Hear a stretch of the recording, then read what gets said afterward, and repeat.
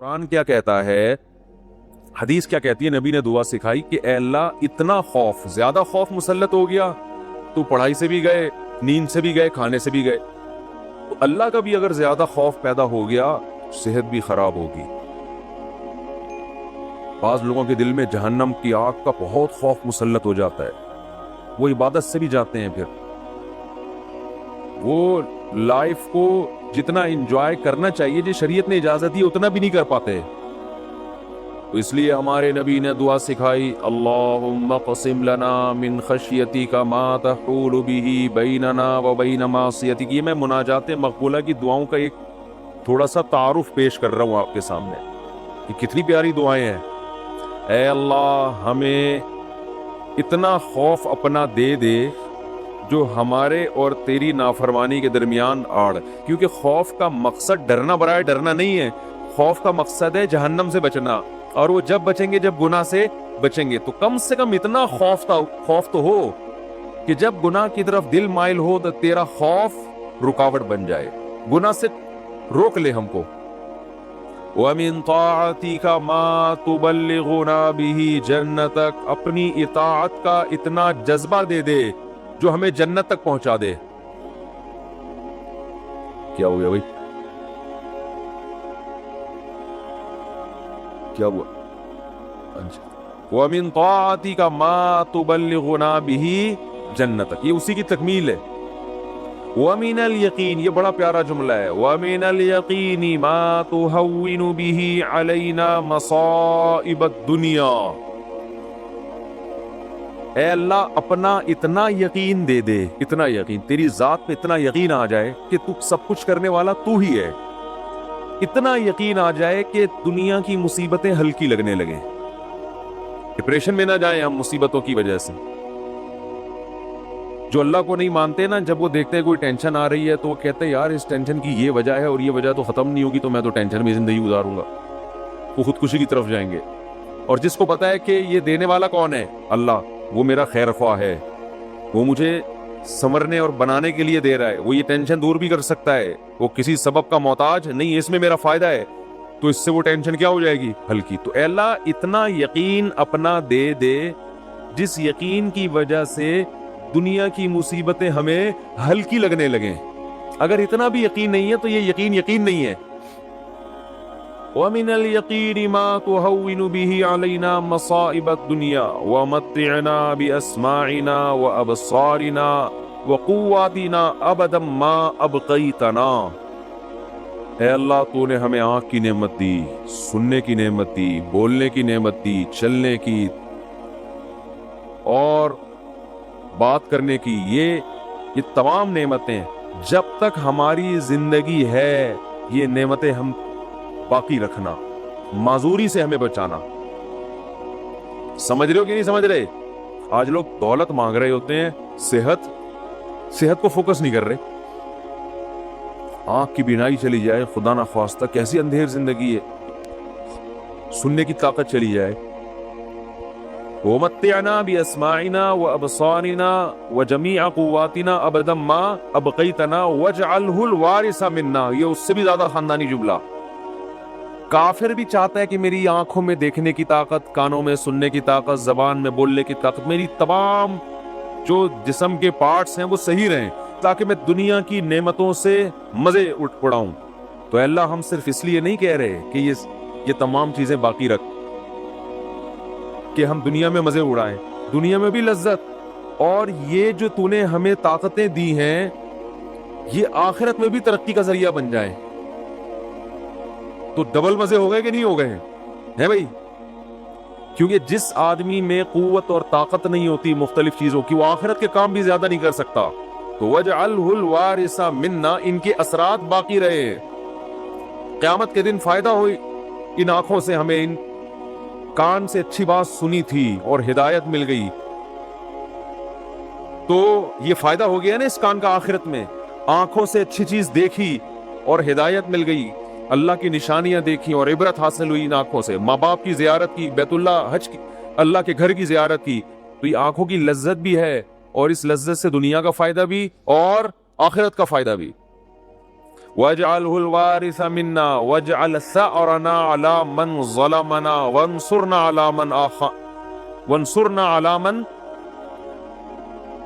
وَاجْعَلْ ثَأْرَنَا عَلَى مَنْ ظَلَمَنَا وَانصُرْنَا عَلَى مَنْ عَادَانَا. جو ہم سے دشمنی کرے اے اللہ تو اس کے خلاف ہماری مدد کر. دنیا میں بہت سارے دشمن ہیں, کچھ کو آپ جانتے ہیں, بہت سو کو نہیں جانتے. وَلَا تَجْعَلْ مُصِيبَتَنَا فِي دِينِنَا. اے اللہ اگر کوئی مصیبت مقدر میں ہے ہی تو وہ دنیا کی طرف پھیر دینا, دین ہمارا اس سے محفوظ رکھنا. دنیا کی مصیبت ختم ہو جاتی ہے, دین پہ کو نقصان اگر ہو گیا اس کے اثرات ہمیشہ ہمیشہ رہیں گے. وَلَا تَجْعَلْ مُصِيبَتَنَا فِي دِينِنَا وَلَا تَجْعَلِ الدُّنْيَا أَكْبَرَ هَمِّنَا. یہ جب مانگا کرے نا خوب شوق سے, اس کا مفہوم سوچ سوچ کے, اے اللہ دنیا ہمارا بڑا غم نہ بنا دینا, کہ ہماری بڑی چاہت ہی کیا ہو. آج آپ دیکھیں, آپ کسی سے پوچھیں تجھے دنیا میں سب سے بڑی ٹینشن کیا ہے, وہ کیا بزنس. تیرا سب سے بڑا مسئلہ کیا ہے, صحت. تیرا سب سے بڑا مسئلہ کیا ہے, بیوی ٹھیک ہو جائے. تیرا سب سے بڑا مسئلہ کیا ہے جو تو چاہتا ہے, یار میرا سب سے بڑا مسئلہ ہے میری شادی ہو جائے. تیرا سب سے بڑا مسئلہ کیا ہے, یار ابا ٹھیک ہو جائیں. تیرا سب سے بڑا مسئلہ کیا ہے, یار میرے بال نہیں ہے سر پہ, میں سارا دن اسی کوشش میں لگا رہتا ہوں سر پہ بال نکل آئے. بھائی تیرا سب سے بڑا مسئلہ کیا ہے, بھائی مجھے اللہ نہ کرے کینسر ہے, میرا سب سے بڑا مسئلہ اس وقت یہ بن چکا ہے میرا کینسر کسی طرح سے ٹھیک ہو جائے. بھائی تیرا سب سے بڑا مسئلہ کیا ہے, یہ لوگوں کی آپ سروے کریں تو یہی ہوگا نا. سمجھ میں آ رہی ہے بات. اکبر ہمینا کا مطلب سب سے بڑا مسئلہ, سب سے بڑی ٹینشن. بھائی تیرا سب سے بڑا مسئلہ کہ یار میرے بچے میرے خوابوں میں نہیں ہیں, میری سب سے بڑی خواہش ہے میرے بچے انسان کے بچے بن جائیں. بھائی تیرا سب سے بڑا مسئلہ کیا ہے, بھائی اس کا سب سے بڑا مسئلہ اس کو خدا نخواستہ فالج ہوا ہوا ہے, اس کی بھی سب سے بڑی کوشش یہی کہ فالج ٹھیک ہو جائے اس کا. نبی دعا سکھا رہے ہیں یہ کبھی بھی ہمیشہ اللہ سے پناہ مانگو, اے اللہ یہ چیزیں میرے مسئلے تو رہیں, سب سے بڑے مسئلے نہ رہیں. سب سے بڑا مسئلہ ایک ہی ہو, آخرت. بھائی یہ مسئلہ ختم ہو گیا, کوئی دوسرا مسئلہ آ جائے گا آپ کے ساتھ. کیا خیال ہے, ادھر میری طرف دیکھیں, ادھر کیوں دیکھ رہے ہیں. ابھی آپ کا سب سے بڑا مسئلہ ہے میرا بیان سنیں, آپ بیٹھے. اچھا مجھے کچھ اس وجہ سے دیکھ رہے تھے آپ مجھے. اچھا ٹھیک ہے, ٹھیک ہے, میں اس میں دیتا ہوں دعا میں. 4 لاکھ روپے میں جمع ہو گئے, یہ جمع کرنا ہے چیز. اچھا میں جمعے کی نماز کے بعد دیتا ہوں.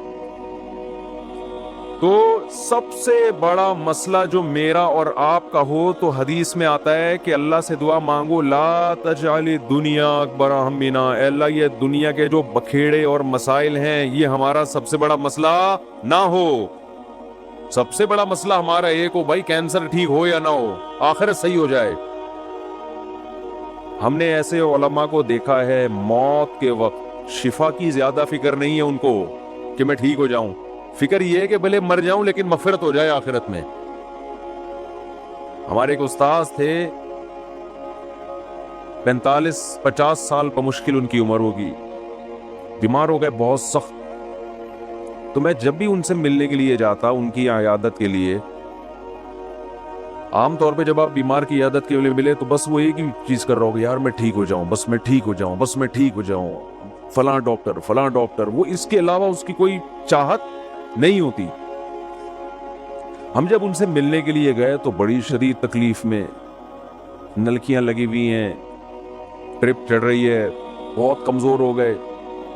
ہم نے کہا کیسی طبیعت ہے, کہہ رہے طبیعت ٹھیک نہیں ہے, دعا کرو اللہ مجھے شفا دے دے.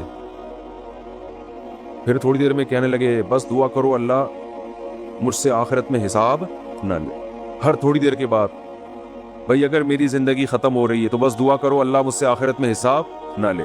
دنیا دار آدمی کہتا ہے بس ختم ہو رہی ہے تو نہیں, ختم نہیں ہو, بس یہ دعا کرو, یہ میں مرنا نہیں چاہتا بھائی میں کسی بھی قیمت پہ.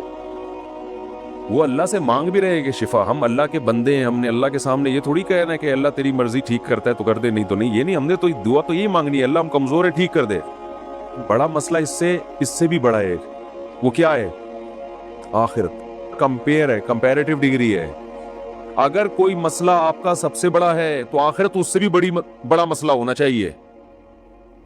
اگر آپ کا مسئلہ آپ کی بیگم ہے تو آخرت اس سے بھی بڑا مسئلہ ہونا چاہیے. اکبر ہمنا, سب سے بڑا مسئلہ میرا اور آپ کا کیا ہونا چاہیے؟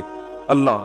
اب یہ ہم کبھی بیان میں سن لیتے ہیں، لیکن جب آپ پراپر یہ دعائیں مانگتے رہیں گے، اے اللہ میرا سب سے بڑا مسئلہ دنیا نہ ہو، تو دل پہ اثر ہوگا کہ نہیں ہوگا؟ اس کا استحضار ہوگا کہ نہیں ہوگا کہ میں تو اللہ سے بار بار یہی مانگتا ہوں کہ میرا سب سے بڑا مسئلہ دنیا نہ ہو، اور آج میں نے سب سے بڑا مسئلہ اس کو بنایا ہوا ہے. وَلَا تَجْعَلِ الدُّنْيَا أَكْبَرَ هَمِّنَا وَلَا مَبْلَغَ عِلْمِنَا. میری نالج کی انتہا بھی دنیا نہ ہو. آپ کی نالج گھوم پھر کے کس کی طرف آتی ہے؟ دنیا کی طرف. تو اس کا بھی وہی مفہوم ہے جو پہلے والے جملے کا مفہوم ہے. وَلَا مَبْلَغَ عِلْمِنَا وَلَا غَایَةَ رَغْبَتِنَا وَلَا تُسَلِّطْ عَلَيْنَا مَن لَّا يَرْحَمُنَا. اے اللہ کوئی ایسا شخص ہم پہ مسلط. احب الاشیاء الیہ. اے اللہ میں دنیا میں جتنی چیزوں سے محبت کرتا ہوں، میں نہیں کہہ رہا کہ وہ محبت ختم کر دے، اپنی محبت ان تمام چیزوں پہ غالب کر دے. سب سے محبت ہو، لیکن جہاں تیری محبت اور مخلوق کی محبت میں ٹکراؤ ہو، وہاں غالب کون ہو؟ تیری ماں. کیا مطلب؟ کبھی کسی کو خوش کرنے کے لیے تجھے ناراض کرنا پڑے تو اس کو ناراض کر دوں، تجھے ناراض نہ کروں.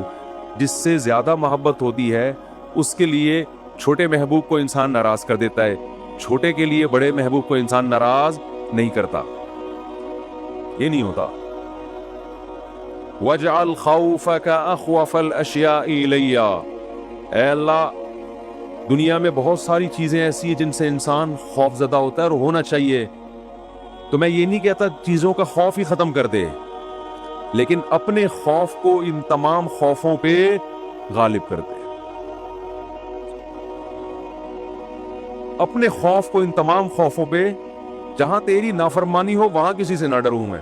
جو اکھاڑنا ہے اکھاڑ لو بھائی، نماز نہیں چھوڑ سکتا میں. ہوتا ہے نا، باس کہہ رہا ہوتا ہے آپ کو اجازت نہیں ہے نماز پڑھنے کی، بھائی آپ نے جو اکھاڑنا ہے اکھاڑ لو. ہمارے ایک رشتے دار تھے کیا ہیں، اللہ ان کی عمر میں برکت دے، شپ پہ تھے کیپٹن. تو ان کے والد صاحب اتنا بیمار ہوئے کہ ہمارے نانا ہی، اس بتانے میں کوئی حرج نہیں ہے، بیمار ہوئے نانا ہمارے، یعنی اب ظاہر ہے میں ماموں کی بات کر رہا ہوں نا، کریے. تو بیمار ہو گئے وہ، ان کو اطلاع دی گئی شپ پہ کہ آپ کے والد صاحب بستر مرگ پر ہیں، بس اب دنیا سے جانے والے.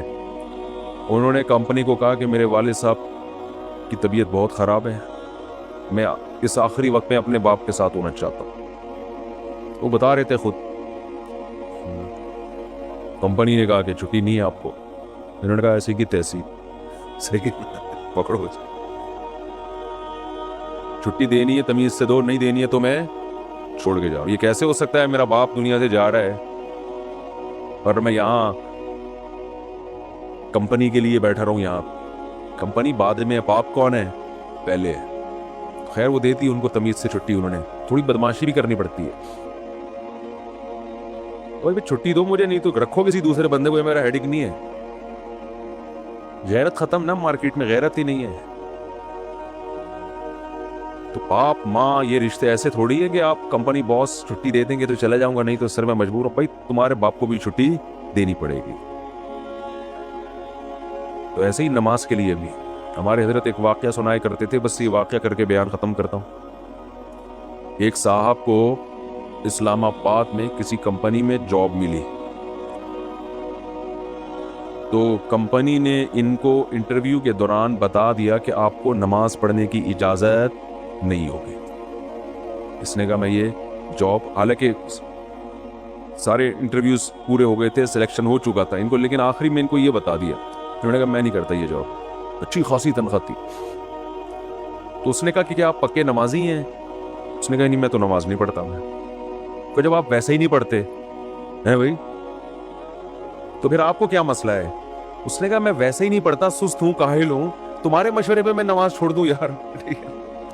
کمپنی کے کہنے پہ میں چھوڑ دوں؟ خدا کہے گا نا کہ تیرا دل اپنا ہی نہیں چاہتا تھا، ہے بھائی تیرا اپنا دل نہیں چاہتا تھا تو نالائق تھا، لیکن اب کمپنی اور خدا کا مقابلہ ہو رہا ہے تو اس کو تو نے خدا بنا لیا ہے.